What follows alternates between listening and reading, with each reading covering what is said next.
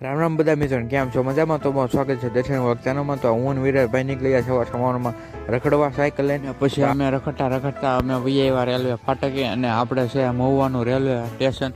તો આ રેલગાડી જો અત્યારે ઉપડવા મળી છે 9 વાગ્યામાં.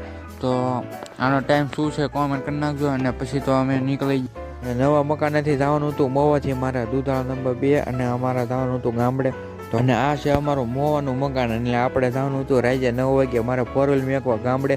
તો આપણે પહેલાં જમવાનું આપણે જમી લીધું, પછી તો આપણે જવાનું છે અત્યારે ગામડે. તો આપણે તૈયાર થઈ ગયા હતા, અને આપણે 4 વ્હીલને સ્ટાર્ટ કરીને આપણે નીકળી ગયા આપણા ગામ બાજુ. પછી તો આપણે 4 વ્હીલ તો અકારતો હતો હું, એટલે આપણે 150ની સ્પીડમાં અકાર્યું ભાઈ આપણું હેલિકોપ્ટરો.